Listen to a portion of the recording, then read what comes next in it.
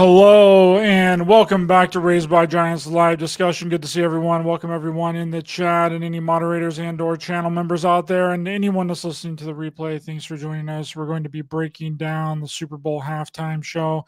They can't leave it alone, guys. Even for as patriotic as it seemed, there was still a lot of stuff hidden in there. And we have with us today Ryan Gable to break that all down. And if you're listening to us on audio only, be sure to watch this one. And if you're watching, please be sure to follow the audio only on any and all podcast platforms as a backup, and you can set it to where the shows are automatically downloaded upon release on Spotify, Apple Podcast, Amazon, iHeartRadio, and Google Podcasts, so you never miss a show. Don't want to be missing shows, guys. And also, we are a viewer-supported show. We don't have any sponsorships, advertising, or affiliate programs. It's just me. I'm the only one that makes this show possible. I do everything. And let me tell you, sometimes it gets exhausting, but I keep trucking on for you guys. And I do it because I love it, not because I have to. So help support the show. PayPal and Buy Me a Coffee links are in the description. Also, you can send in super chats and super stickers if you would like a question or a comment to be highlighted. If you've been here for a long time or if you're new to the channel and my content, show some love and help support the channel and send in those super chats during the show. Channel memberships are also available and are a great way to help support the show monthly. And becoming a channel member, you get access to bonus episodes for signing up to be a channel member. Click the More button underneath the title of this video to the drop down of the description. All of my links are there and all of my guest links are there also. And if you haven't gotten a chance to watch my latest documentary, A Clockwork Shining Kubrick's Odyssey 3 on Amazon Prime, or if you're in a country that doesn't give you access to the movie, or if you just don't like Amazon, right? And you believe that Amazon is demonic and full of Freemasons, don't worry, got you covered. You can purchase or rent it. You can purchase or rent A Clockwork Shining on Vimeo. Don't let the Freemasonic lizard symbolism of Amazon Prime suck your soul. Okay? Purchase A Clockwork Shining on Vimeo and learn the true meaning of Stanley Kubrick's The Shining. You'll definitely be kicking them in the cabals by doing that. So thank you. The link is in the description of this video. And with that down, a warm welcome back to the show. Longtime radio host and the host of The Secret Teachings, author and researcher, and really good friend of the show, Ryan Gable. Welcome back. Thank you for having me back, Ryder. And I really like that. I've never heard that before, kicking them in the cabals. That's really good. You should put that on a t-shirt. I mean, sometimes you just got to kick them in the cabals, dude. And that's the only way to do it is to buy the movie on Vimeo, because some people believe that Amazon is full of demonic entities and, you know, Freemasonic symbolism. So we give them the option to purchase it on Vimeo, whatever country that they're in. So that's a good way to do it, kicking them right in the cabals, not giving them any money. You did come up with that? I didn't come up with it. I heard someone say it like, I don't know, 4 or 5 years ago. And I was like, oh, that's a good saying. Kick them in the cabals. They slap a trademark on that like Corey Good. Trademark it. Nobody can use it. So, Ryan, you've been doing these Super Bowl decodes and symbolism types of shows for a really long time. When was the first one that you did? How long have you been doing these? That's a great question. I was doing segments on them before they even became full shows. So I would say it's been, at base minimum, it's been 12 to 13 years, probably somewhere around 13 to 14 where I was doing segments a few years before that. I actually don't even know when the first one was. I was thinking of that today. As a matter of fact, when I woke up, I should go back into the archive and try to find it, but it's probably just randomly, you know, in a show somewhere that I did a long time ago. But yes, it's probably been about 12 to 13 years roughly. Sure, you probably did the one with Justin Timberlake and Janet Jackson, or like close to it. Or was that in the early that was probably early 2000s. The wardrobe malfunction, I think, was Yeah. in early 2000s. Yes, I was still in school when that happened. Yeah, that was a classic one. I was hoping something like that was going to happen again. That was a shocker. And then all the Super Bowl halftime shows sucked for a long time after that. Yeah, every year it's like people think that it's gotten worse, or like I just heard people saying this morning on news things on social media that this was the worst one ever. But then last year was the worst one ever. And the year before that was the worst one ever. I guess it gets worse every year. Or maybe it's kind of like the weather, Ryder. Every day it's the worst, it's the coldest, it's the hottest, it's the worst storm, it's the worst wind, the worst precipitation. We live in the moment. So everything's always the worst or the best, I guess. It was the best of times, it was the worst of times. Yeah, do you remember the I think it was Pepsi. Pepsi used to sponsor the halftime shows, and then I think after that wardrobe malfunction, Pepsi stopped doing them because they got so much backlash, and now it's the Apple Music Super Bowl halftime show. Yeah, I think it was a lot of time after the Janet Jackson thing that they stopped sponsoring the Super Bowl. I think Pepsi was doing it until like just a few years ago, 2022, I think. Oh, Apple's, really? Yeah, Apple's only been doing it for about 3 years, I think. So 23, 4, 5. Yeah, this was in the third year they did the Apple halftime show. Yeah, Pepsi's been doing it for a long time. So, what were your initial thoughts? Because I watched the entire game. Eagles wrecked them, just wrecked them the entire game, and I was like, "Holy crap, this is going to be a blowout!" And eventually, Kansas City ended up getting some points there at the end. I think it was like 20. What was the final score? 24-40 something. Yeah, the Chiefs had 22, the Eagles had 40. Yeah. Yeah, it was wild. I thought it was going to be a huge blow. I didn't think they were going to get any points. Like they just kept stopping Patrick Mahomes. Like he couldn't even move, couldn't go anywhere. They just had him blocked the entire time. So, what was your initial thoughts? Because people were really kind of upset about the halftime show because it was supposed to be Little Wayne. Little Wayne was he was the original halftime show performer, and then they switched him out for Kendrick Lamar, and then Kendrick Lamar goes to the Grammys and essentially sweeps the Grammys. He wins all of these awards, and I think that was for sure like set up for this Super Bowl halftime show because Kendrick Lamar is not that popular.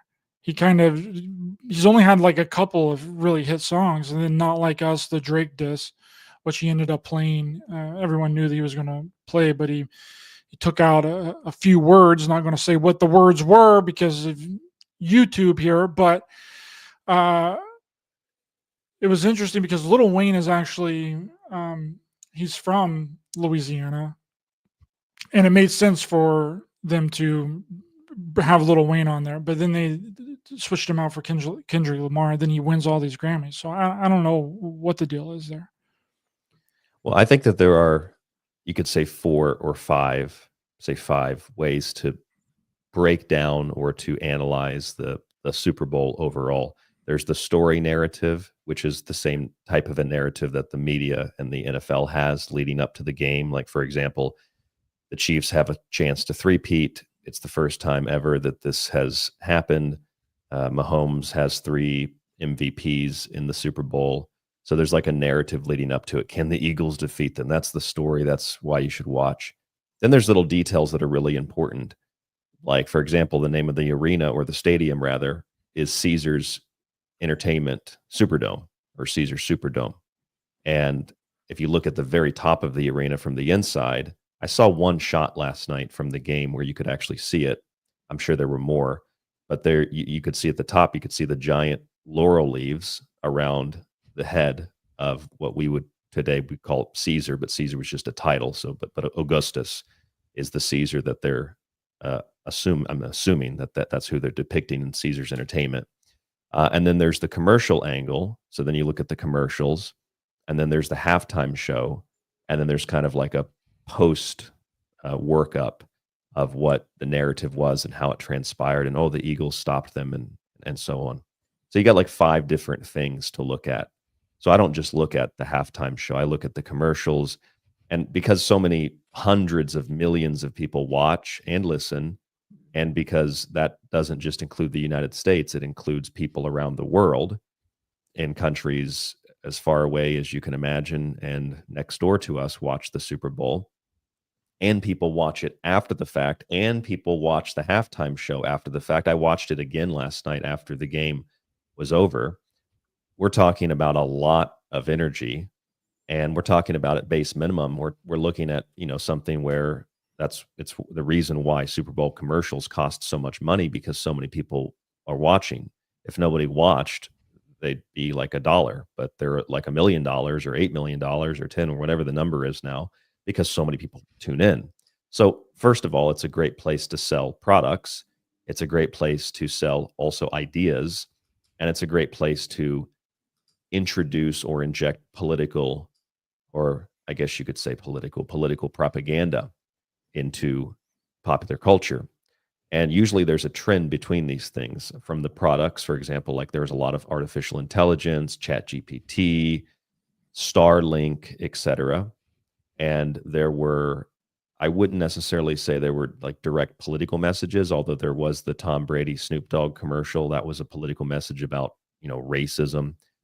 And then there was a political message that I think it was one of those Christian commercials again. Saw that, which was controversial last year. So you have that. So you kind of have, like, I call it propaganda. It doesn't matter if it's Christian or whatever it is, but it's products propaganda basically that is being sold to the public because it's a platform. You want to get your message out there. I mean, if I could tell people, hey, listen to the secret teachings and pay $3 million, I would do it, because it's a giant platform. So with that being said, it's a giant Super Bowl. And what do we do in bowls? We mix things up. People say it's the superb owl. You could play with that angle, sure. I call it the Super Bowl. It's like a super cauldron, and you pour all of these ingredients into it and all of this energy into it. And it could be anything. It doesn't have to be the Super Bowl. It could be the NBA Finals if they got that same kind of viewership. It could be it could be the World Cup. It could be, anything like that. Lots of people pay attention, and there's lots of energy. And at base minimum, that is going to create, in a sense, egregores. That's going to create conscious expressions or consciousness that becomes physical in some capacity.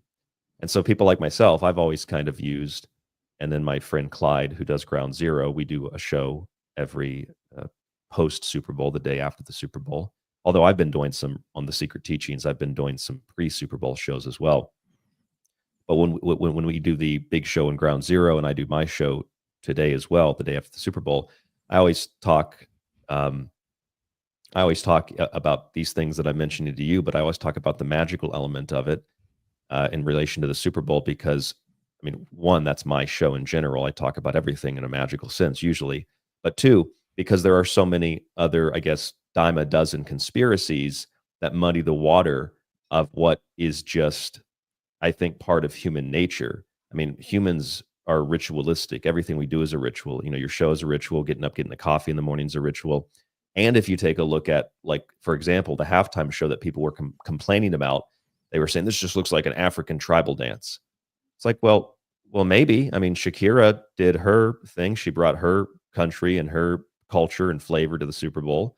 And I mean, you've seen that with any performer of the Super Bowl. And there's nothing conspiratorial about that. And it shouldn't be a racial thing. It's just like, okay, well, if that's, I'm not saying rap music is black culture per se, because modern rap music is not really black culture, at least according to Thomas Sowell. But I think that idea is there. It's a platform to express, your art form. If you have, you're lucky enough to get asked to perform at the Super Bowl. And so all of those things, the tribal dances, the music, the costumes, all of that's magic. And if we're talking about African, especially, that would be called fetishism. Fetishism is any kind of like a ritual, a veneration or worship or performance around an object. It could be, like, for us in the West, and a lot of Christians would see that as like the Christian cross. That would be considered a fetish item in parts of Africa, for example. So again, it could be dances, it could be, but it's all magic is the point. And magic is just energy. Magic is just intention. And the intention is to sell you a product. The intention is to sell you an idea.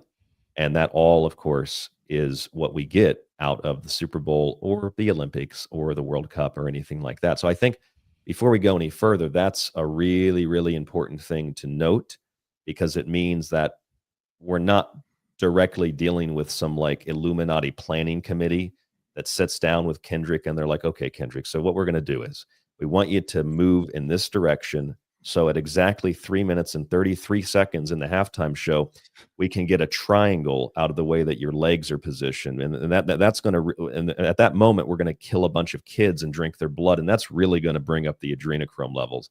That's not happening. But some people actually believe that. And then they make videos and those things go viral because one, it's nonsense and people like nonsense and the algorithms promote it.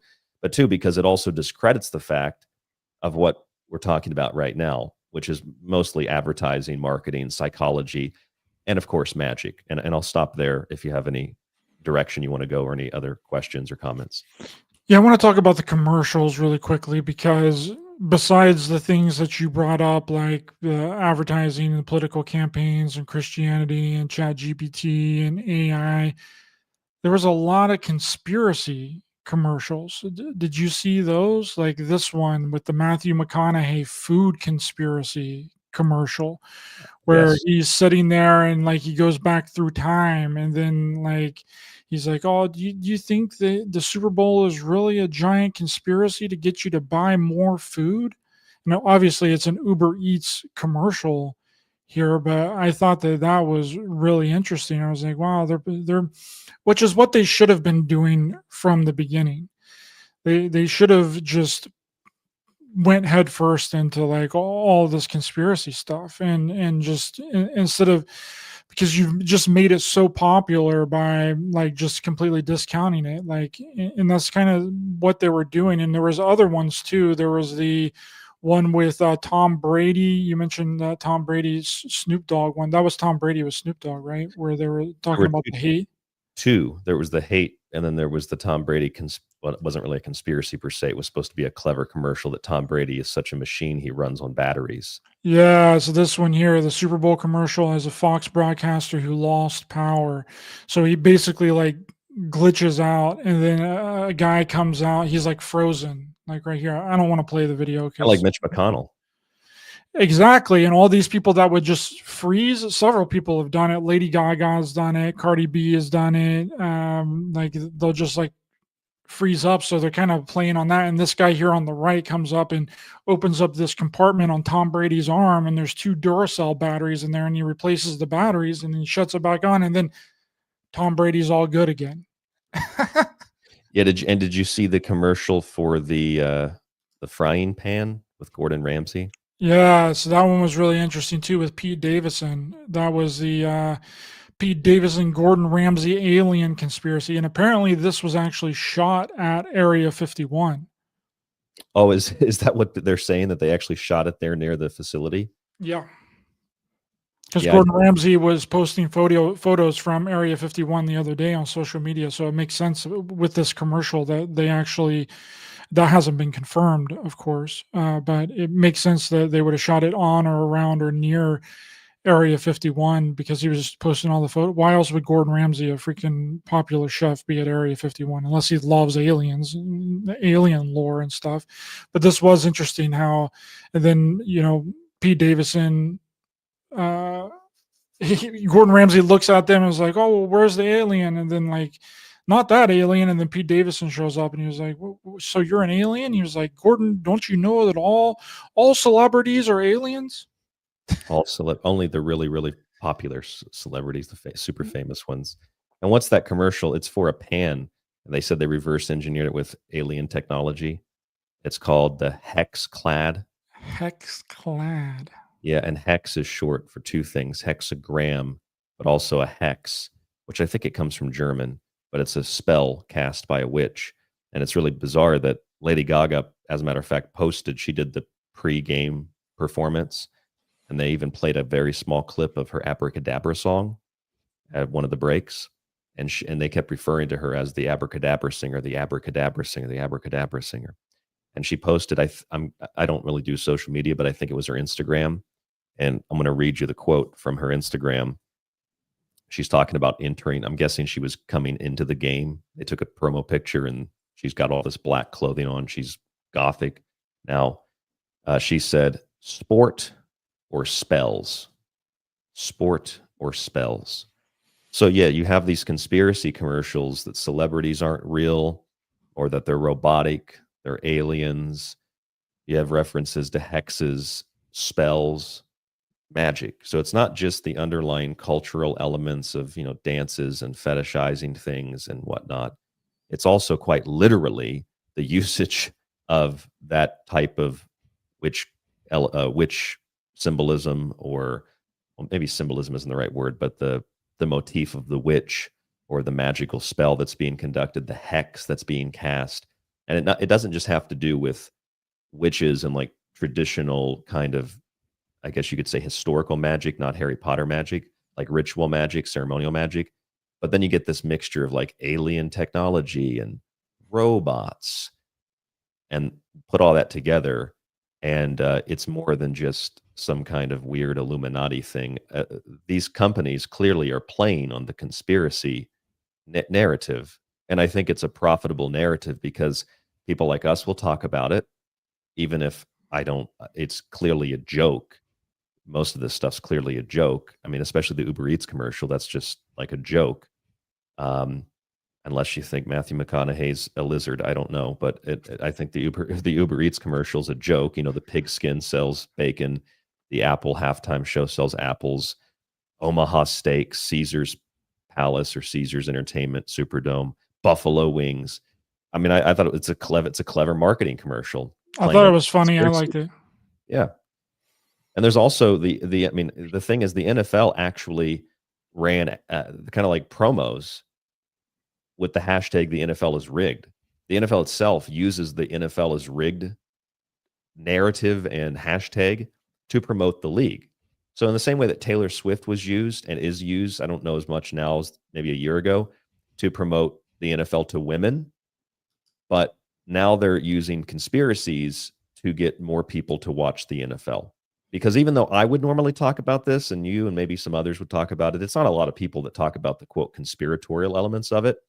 But when you bring conspiracies into it, like the Doritos commercial, we got a report of a UFO, and then celebrities aren't real, they're robots. And then we got Tom Brady who malfunctions, he's a robot, or they're aliens.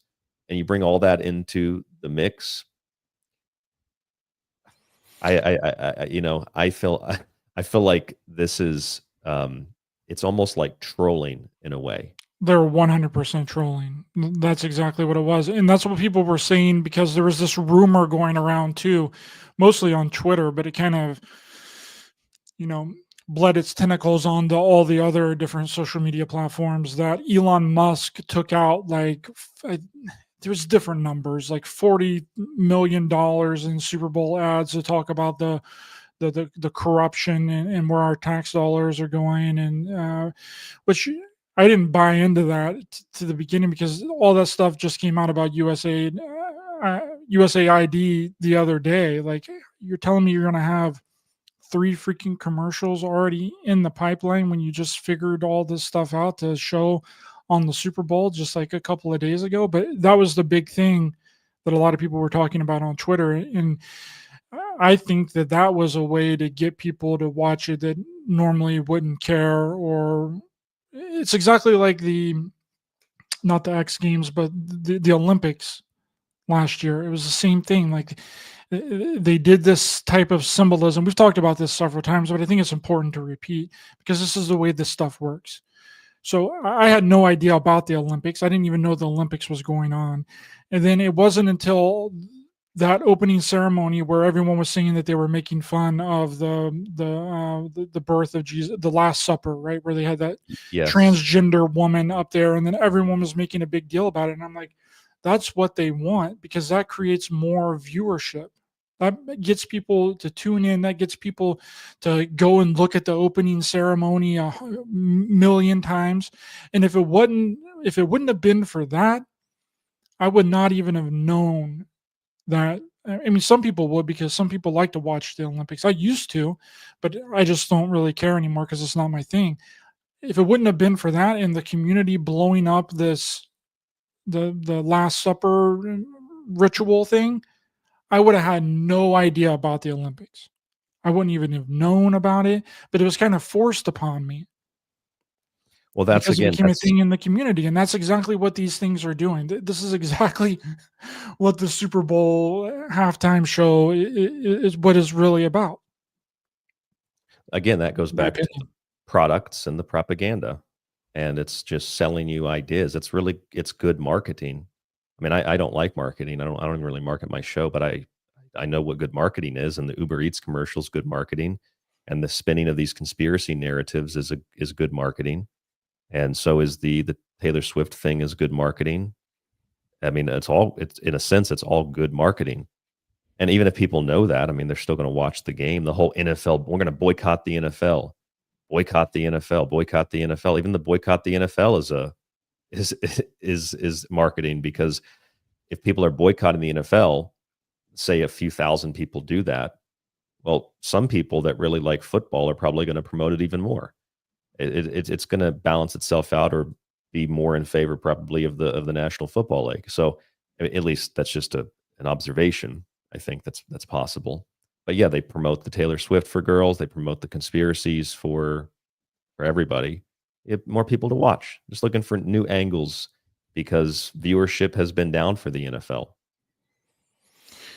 And I thought that the commercials were clever. That's the thing about it, is like you can do them really shittily or you can do them well. And I thought that the Uber Eats one was really clever, and I liked it because it was, more detailed. But I also like, the inside job on like Netflix, where they're essentially just making fun of all the conspiracy stuff, and people get really upset and pissed off at that kind of thing. And I'm like, no, it's funny, dude. I think it's hilarious.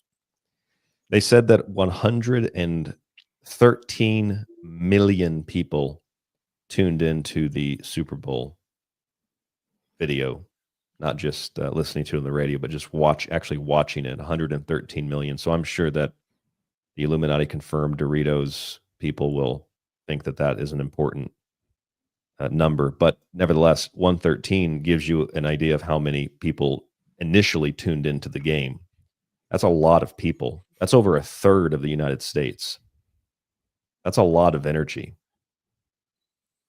Well, as long as it wasn't 144,000 and we don't want to send through the platform of the Super Bowl halftime show all at one time.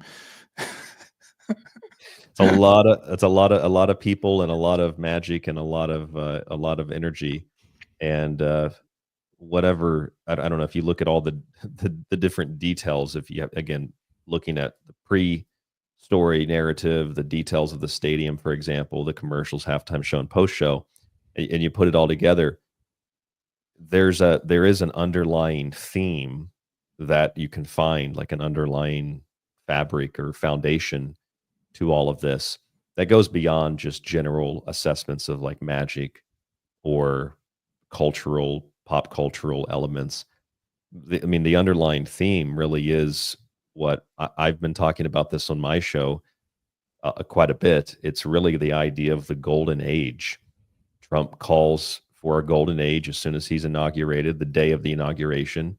And he says two specific things that stood out to me. He said, we're going to be respected, we're going to restore order in America, and we're going to expand our borders. Well, when Augustus became the first Augustus, when Caesar Octavianus became the first Caesar, that was his plan. He said, I found Rome a city of bricks, and I left it a city of marble, and restore order and then expand the Roman borders, which they did. And that was considered the golden age of Rome. They called it Pax Romana, the Roman peace. And so you have Trump, the first sitting president to attend the Super Bowl, at Caesar's Superdome. And the Caesar Superdome logo is gold, and Trump is gold, orange. He's a Braxis, essentially. He's the golden bronze god. Or if you ever watched It's Always Sunny in Philadelphia, Dennis says I'm the golden god. The golden god. I put that into my montage actually for tonight. But yes, you got this first sitting president, the orange man, quote unquote, the orange yellow man, attending the Super Bowl in Caesar's Superdome. And if you look at the other related elements, one of the underlying storylines was three. and not because of the Illuminati, but the significance of three in general: birth, life, death, mother, father, child, conscious, unconscious, subconscious, etc. So they were talking before the game about how Patrick Mahomes has 3 Super Bowl MVPs. This is the chance for the Chiefs to win a 3rd Super Bowl in a row. And then the one thing that really stood out to me was the part about how right at the very beginning, when I think around the time of the coin toss, or they were singing one of the anthems, they had a moment of silence for victims of disaster. And, it's just like, okay, we have a lot of disasters, so we'll have a moment of silence. There's something about it that just made me feel kind of weird, because they took 3 things. I mean, there are other things that have happened in the U.S., but they took 3 specific things. They took fires. They went all the way back to the floods in North Carolina, floods, fires, and the third one was the plane crashes.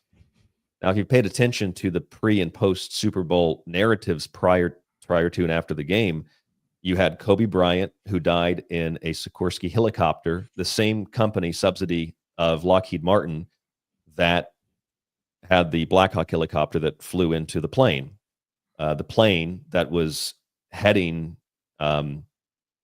into Washington from, I believe they were coming from Kansas. Now, the Chiefs don't play in Kansas. They play in Kansas City, which is like on the border. They play in Missouri. The second plane was leaving Philadelphia, the Eagles, and going to Missouri, where the Chiefs actually play. Even the city's kind of split, but they actually play in Missouri. So that's kind of weird that you have these plane crashes. And then if you look back at other pre-Super Bowl stories, we had the UFO. We had the UFO shot down. We had another year, Alaska's plane had the door blow out of it. So we have aviation, things in the sky. And then, of course, you had, again, the Kobe Bryant story. And then last year, you also had post-Super Bowl, you had a bloody massacre at the celebration. And it was like a bloody Valentine's Day where some people were killed. So it's almost like post and pre rituals, like blood rituals. And then they honor it at the game where it looks like they're honoring the dead, which they 99.9999% of people are. They're like, okay, let's have a moment of silence. People died in floods, people died in fires, people died in plane crashes. But on a deeper magical level, it's like a blood ritual. It's like a sacrifice, especially in the case of Kobe Bryant and then the terror last year after the Super Bowl. It's like a blood ritual. It's like a sacrifice. And then you pour all that energy into the bowl and you stir it up and pour it out and see what you get. That makes a lot of sense, because there were some theories that I was hearing before the Super Bowl, because you know how everyone loves to have, predictions and all that. And there was this lady saying that they wanted to essentially sacrifice Kendrick Lamar at this Super Bowl halftime show. That's why they wanted him to perform. And this lady, of course, made it seem like that it was going to be a legit, real like sacrifice, like they were going to kill him. Well, and I had heard other things too, that they were going to try and kill Trump at this Super Bowl halftime show, and that they were going to blow up the stadium. Some people were relating this to The Dark Knight Rises, where the football stadium completely explodes, and they were saying the same things that Bane was saying were the same things that Trump was saying in some of his speeches. So they were like, the whole thing is going to explode. Of course. Well, they forget the sum of all fears. That movie was actually about the president attending a Super Bowl that was nuked. That's right. And that makes sense with the symbolic thing, like the symbolic ritual and the symbolic blood sacrifice ritual. And that makes more sense for Kendrick Lamar, because obviously it wasn't a real 100% sacrifice. It was a symbolic sacrifice, right?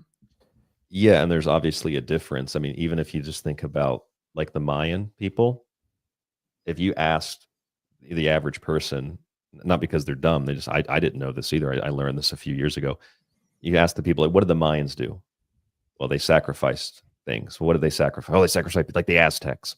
It's like, well, those are 2 different cultures, but yeah, they probably sacrificed people. We do that today. It's called Planned Parenthood and abortion, among other things. It's called war. But the Mayans also sacrificed flowers, and they sacrificed fruits. So you take a fruit and you lay it on the altar.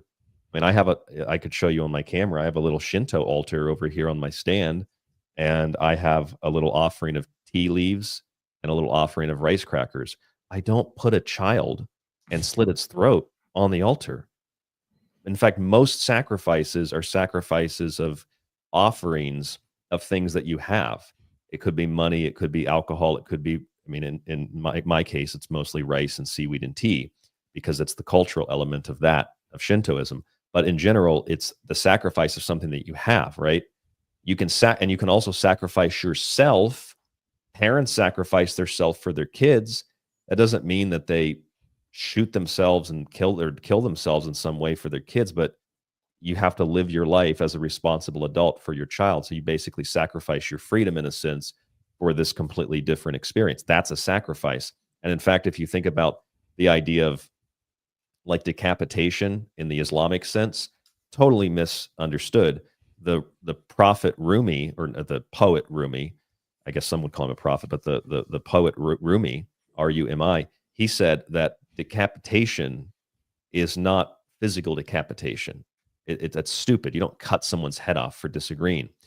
Decapitation is actually decapitation of the self, and you don't cut your own head off. You don't slit your own throat. What you do is you have to sever the connection between you as a conscious spiritual force and the animalistic impulses and desires. And that's not just a physical sacrifice, like a human sacrifice. It's also an animal sacrifice. You have to sacrifice the animal side of yourself in order to become a better person, in simple terms. So a sacrifice 9 times out of 10 has nothing to do with little kids, nothing even really to do with animals. People do those things 9 out of 10 times, but they're misinterpreting them usually 9 out of 10 times. And I'm not saying that's a strict statistic. I'm just saying most of the time, these things are misunderstood from either the Bible or the Quran or wherever you might be in the world. These things are grossly misunderstood. I'll give you one more example. There's a ritual. It's kind of like an exorcism in Japan that the samurai used to perform. And if you read it, you could interpret it as decapitation, like with Islam. But what the samurai do is they take the sword and they move it across the head real fast. And that's not to cut your head open or to slit your throat and cut your head off. It's intended to sever the connection with the poisonous, polluting spirit that has occupied your body. That's a kind of a samurai exorcism. So these are more, I know I probably overstated what has become obvious now, but these are symbolic. They're metaphoric. They're not necessarily literal.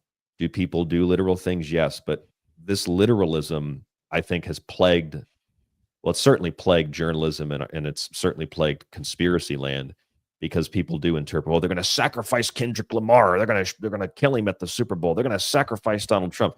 They already sacrificed Donald Trump. They've completely destroyed the guy's image over 8 years. That's a social sacrifice or a social assassination. And there's 2 ways to kill somebody. There's more than 2 ways. The CIA has all kinds of ways, but there's 2 ways to kill somebody, right? You kill them or you assassinate their character. And the character assassination arguably is worse than the physical killing, because when you physically kill someone, they become a martyr. So you want to socially assassinate them.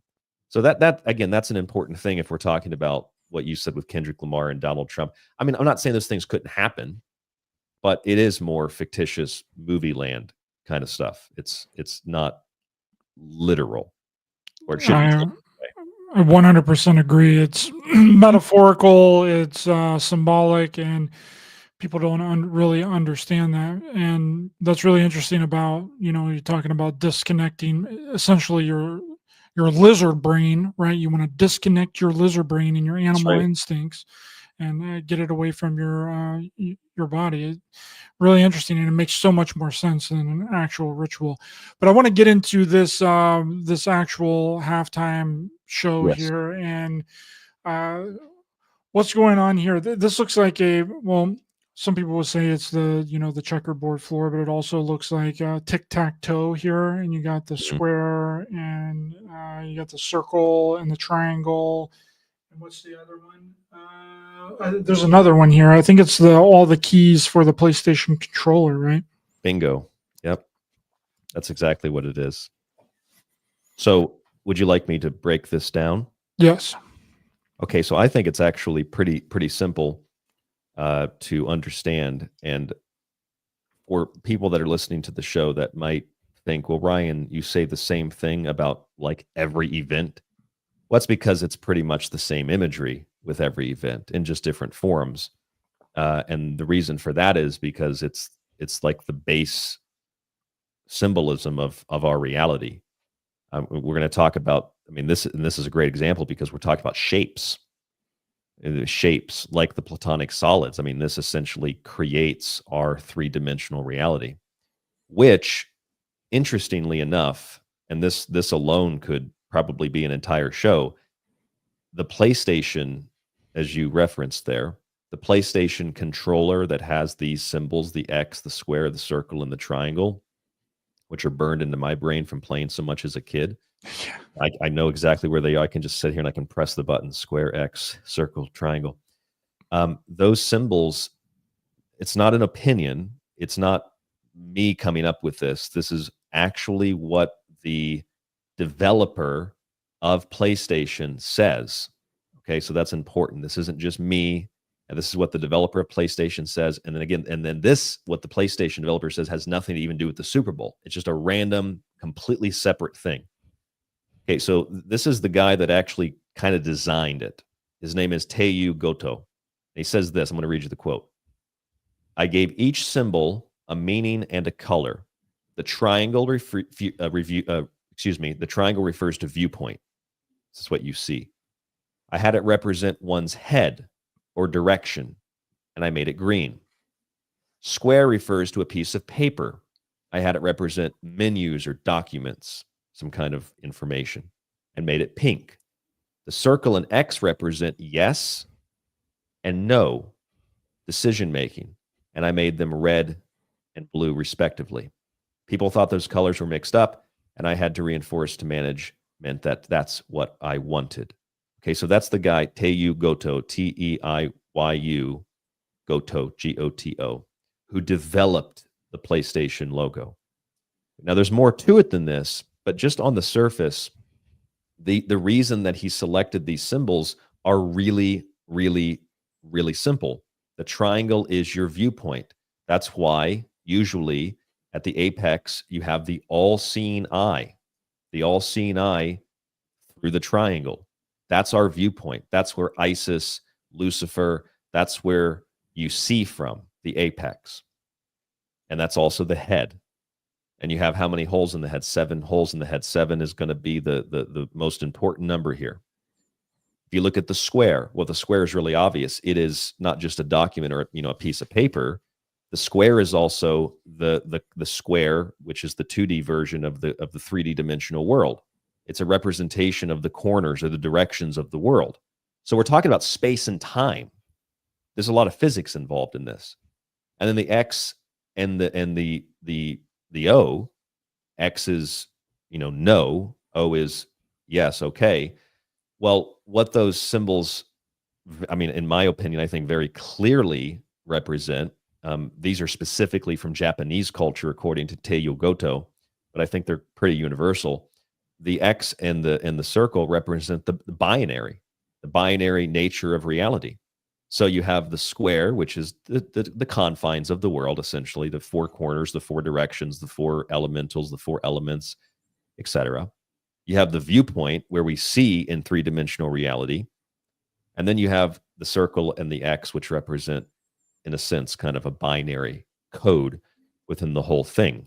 Right and wrong, good and evil, light and dark, up and down, inside out, and so on and so forth. So these are very basic concepts, and they are built literally with the intention built into the PlayStation controller. So when you extract that meaning and you place it into this Super Bowl context, then that maybe makes the whole thing, for some people, a lot more dark, rather than just, oh, there's some symbols on a board.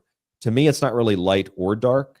I think that there's maybe another way to look at it. We'll get to in just a brief moment. But the bottom line is, and the point is, you have the basic elements here of 3D physical, three-dimensional physical reality.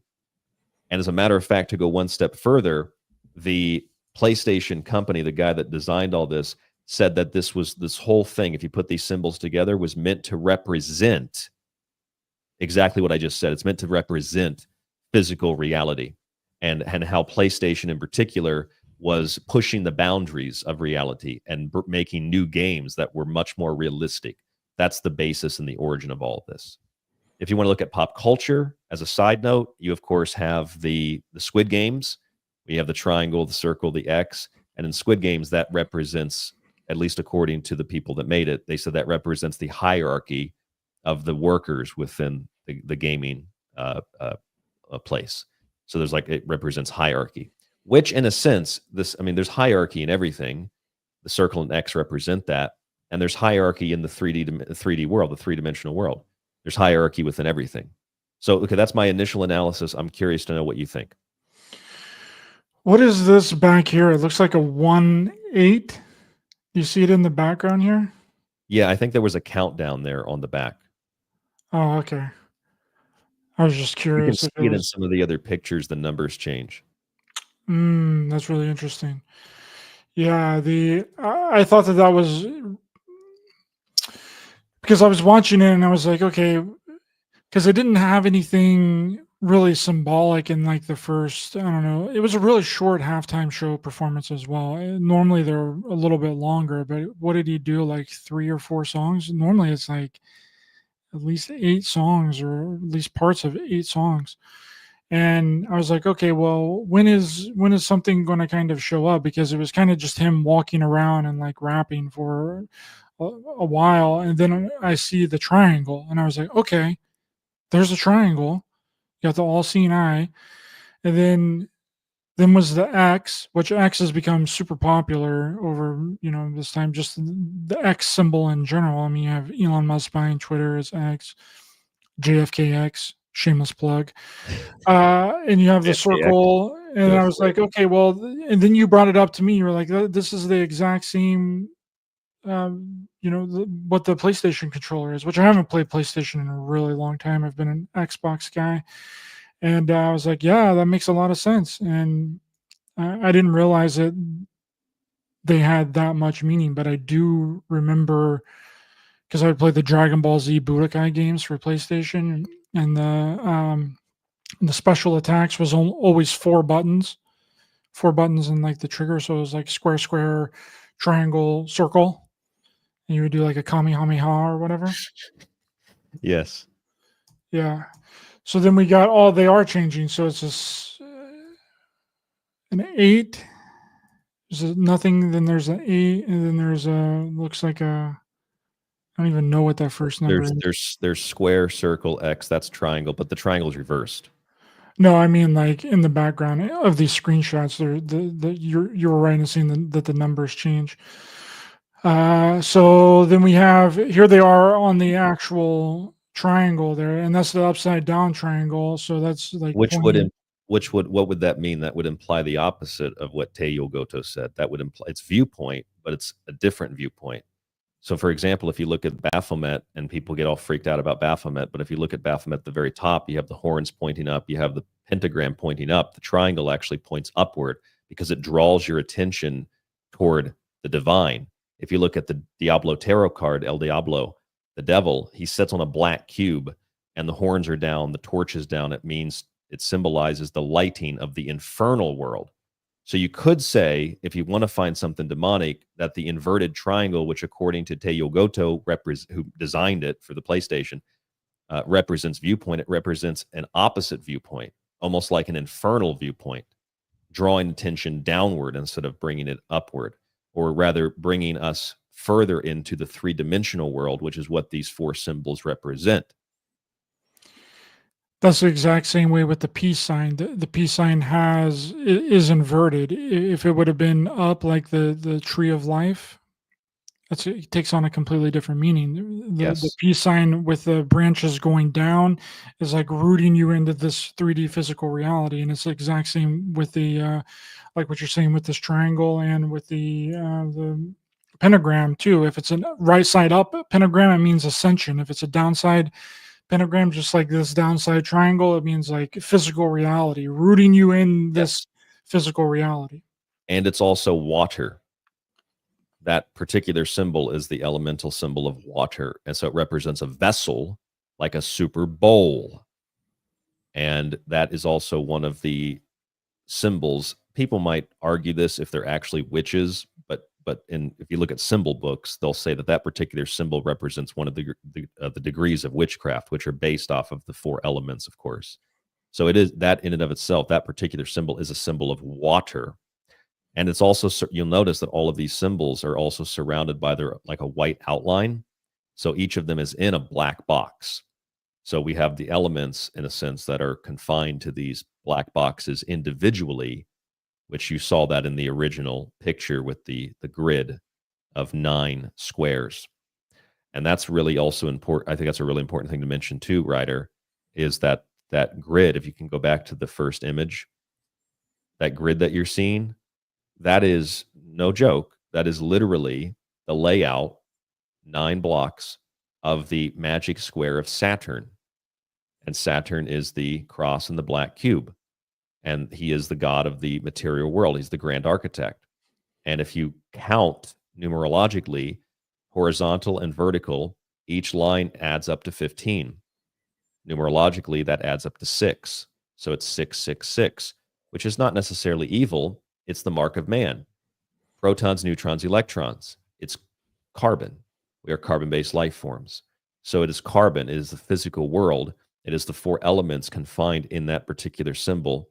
And when you extract those 4 symbols, and this is a very esoteric, occult, mathematical process, but very super, ultra simple, you take the 4 elements and you merge them with other sacred elements like that sacred 3 we talked about. 3 Super Bowls, 3 MVPs, the fleur-de-lis at the New Orleans Superdome. You add those 3 to the 4, you get 7. And those are the 7 days of creation. Now, how do we get the 7 out of this? Well, you get 4 elements and then go forward 1 picture.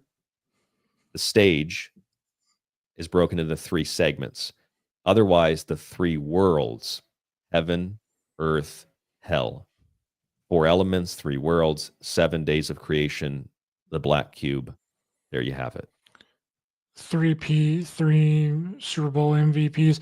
What's interesting about this upside down triangle too, it's escaped my mind because I haven't looked at it for a really long time, but you'll be able to tell me if this is the upside down triangle the phallic symbol, or is it the upside triangle is the phallic symbol? Because I know that one of them means phallic and then the other one is the female genitalia. And then when you put them 2 together, if you just put another triangle on top of this one, a right side up triangle, you have the Star of David. Yes, precisely. That's exactly right. In the Star of David or the Star of Saturn, you have the 4 elements completely. So fire is the triangle pointing upward, and water is this particular symbol. As I mentioned, it's the vessel, like the womb of the woman. So that would be the woman, and then the right side up triangle would be the phallic. That's correct. And then if you take the upside triangle, an easy way to remember air is the phallic symbol with a line through the top because air is above. And then below is the line under the water because that's earth. Earth is below. An easy way to remember the elements. And also, I don't know if you can hear this. I'm really sorry, but they've been doing lawn work outside and they've decided to park the lawnmower right next to my window. I can see it. So I apologize if there's loud noise. It's okay. I can't really hear it. It seems to be kind of buffered. Your microphone's really good. Let's go to this shot here. So the stage has kind of been broken up here. You have the 4 symbols on each side, and then you kind of, I think Kendrick is here in the very center, isn't he? So symbolically, that would also make an X. If you have the people in the center and then the 4 symbols on each corner, you're symbolically also making an X. He looks like he's the center of the X, which is the nexus point or the crossroads, which are important for invocation. And I took this picture so you could see all the different elements there.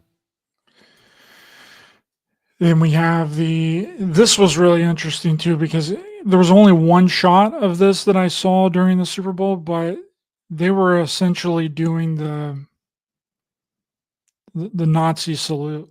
Did you see that? Yeah, and I would say that that would be the Roman salute, which is where the Nazis probably got the idea of it from, and that ties in, of course, with all of our. I did see that. That's a good thing to point out.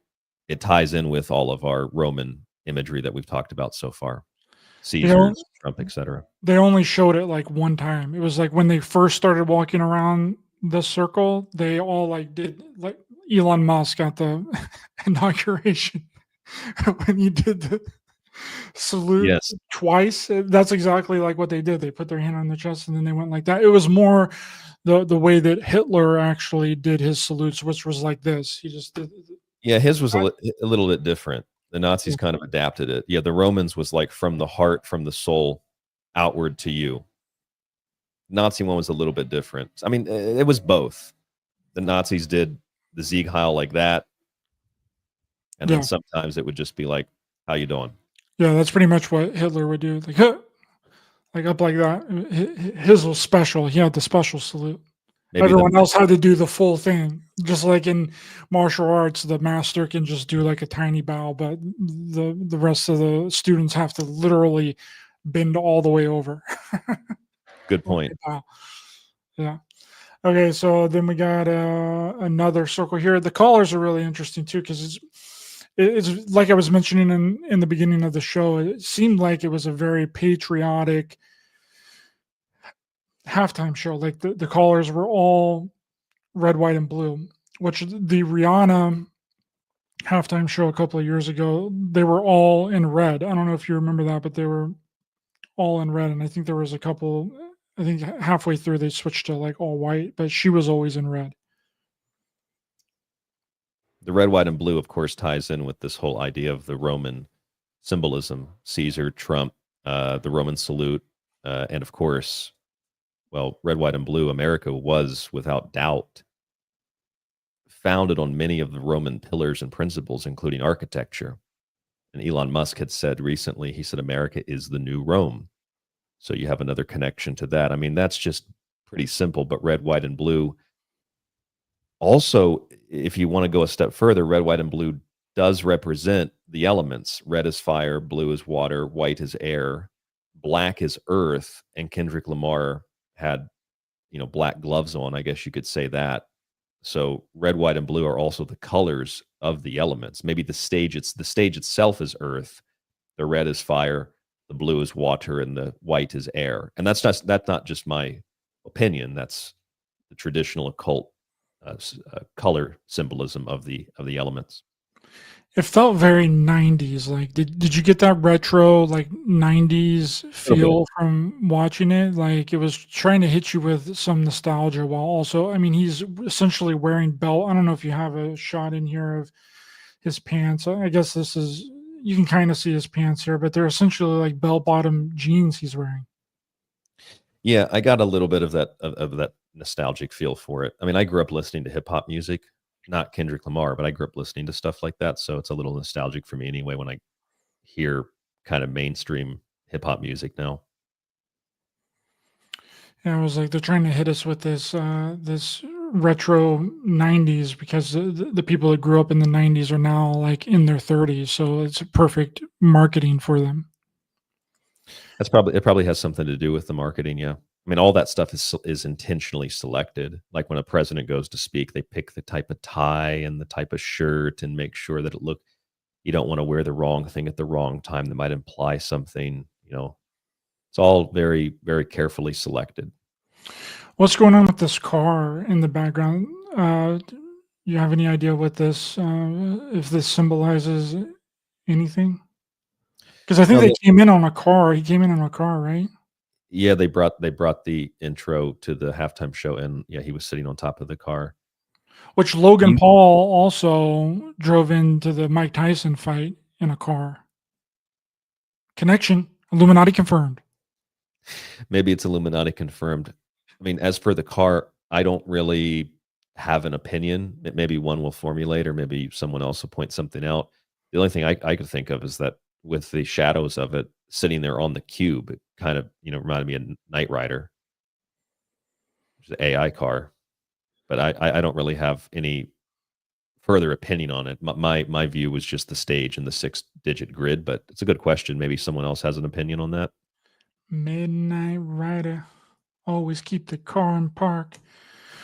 All right, I think that wraps up the slideshow there. Yeah, we can add one more thing if you'd like before we're done. Yeah. So there were, with all the stuff we already discussed, the magic, sport or spells, the 3 worlds, the 4 corners, the elements, the PlayStation control of the 3D and all that.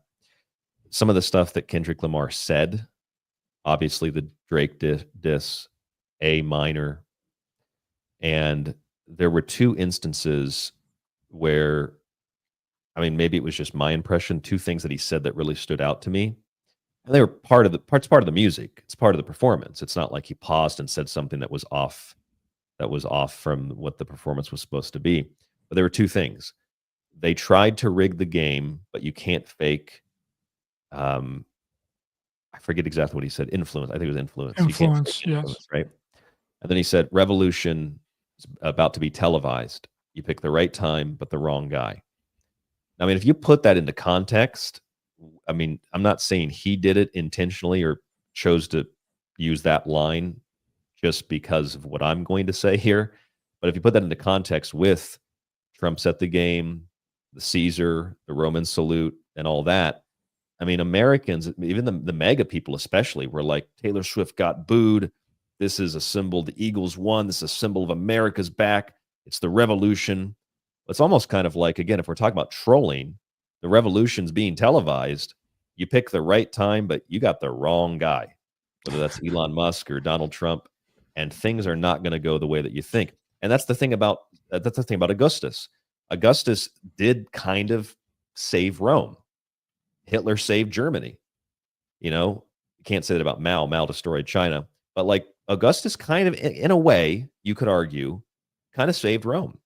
And he did leave it more of a city of marble than a city of bricks. And even though he was really corrupt, the people that were before him, I mean, Rome had deteriorated for a very long time before Augustus took over. And there's a difference between a Hitler and a Mao Zedong or a Joseph Stalin. Those guys destroyed their country. Hitler built his country. Augustus, as opposed to other corrupt leaders, didn't really destroy Rome in the same way. He rebuilt Rome. And maybe Trump's going to rebuild America and expand our borders like Augustus did. Doesn't mean that there's not the same type of corruption. Yeah, the USAID can be exposed, but all that money that's now going to be saved, quote unquote, it doesn't do anything to the national debt or the interest rates. And where does that money going to be going? It's probably going to go to Stargate and Oracle. And speaking of Oracle and all the AI and the Starlink and all that during the commercials, I always use the Super Bowl as an Oracle, but more specifically, who won the game? The Philadelphia Eagles. What does Philadelphia mean? It means the city of brotherly love. But what do you get in Philadelphia? Delphi, the Oracle of Delphi, who sees through the open AI via the Stargate into the other world. So that's my assessment, Ryder. Thank you for having me on. It was a wonderful discussion. Thanks so much for coming on, brother. Really appreciate it. It was a wonderful presentation. And can you let people know where to find you online? You have shows going on tonight. You're on with Clyde, and you also have your secret teaching shows. Let people know where they can find that and listen to it. Yep, you got it. I'll be on a lot of shows this week, as a matter of fact, various different shows. You can stay tuned to my social media to see where those shows are. But my website is tstradio.info. You can find the whole archive of all of my past shows there. I even re-uploaded the last 4 years of Super Bowl shows you can listen and download, so you don't have to scroll through 4 years of shows, because I do a show Monday through Friday. But tstradio.info, that's where it is. You can subscribe to the ad-free version or listen to the free show. I will be on Clyde Lewis, Ground Zero, like every year right after the Super Bowl. And if you want to email me or, again, social media, it's all on the website, but rdgable@yahoo.com. That's rdgable@yahoo.com. And then the website has the links to social media like Facebook and X. Ryder, thank you so much for having me on. And I would be upset at myself if I didn't mention one last thing. At the pregame, they had a shield, the NFL shield, with wings, essentially wings on it, which is the golden god, the golden disc of the sun disc. So that was also present at the pregame. And the stadium kind of looked like a UFO when it was all like lit up as well. It's one of the first things that I kind of mentioned. And then going back to what you were mentioning about, you know, America coming back. I mean, the Patriots used to be that team, but I guess the next substitute is the Eagle because the American Eagle. So it's the underdogs winning. So it's like, oh, America is back. So I mean, that makes sense. Defeated It's the Philadelphia Chiefs. Eagle. Yeah. And who are the Chiefs? The secret Chiefs, the deep state. Well, then you have also the Chiefs as in like Native American chiefs as well, and then the Americans coming in and taking the Native Americans' land and defeating them. So it's kind of like there's a lot of things going on there. I think that what we talked about covered the elements that I don't believe. I would be really surprised if anybody else brings any of this stuff up. So I think your show's the first show I've done. I haven't even done my show yet. So I hope that your audience enjoys it. Thank you very much, Ryan. And you heard it here first. You heard it before he even did his show on it, before he did it with Clyde Lewis on Ground Zero Radio. So please subscribe to the channel, hit the thumbs up to help the channel in the algorithm, share, subscribe, hit the bell icon as well for notifications. And Ryan's information is in the description of this video. Go over there and check that out. When do those shows air tonight, Ryan? My show will be up probably by 5 p.m. Mountain Time. And then Clyde's show begins at 7 p.m. Pacific. I will be on at 8 p.m. Pacific. Awesome. Go over there, support them, listen to them, call in to Clyde's show and talk about it. Right. Yeah, you can call into the show tonight. That would be fun. Some listeners ask some questions. Awesome. Thank you guys so much. And we'll talk to you guys next time. Thanks for joining us here this early morning. Talk to you guys soon. What was it? Illuminati confirmed. Illuminati confirmed. All right. Bye-bye.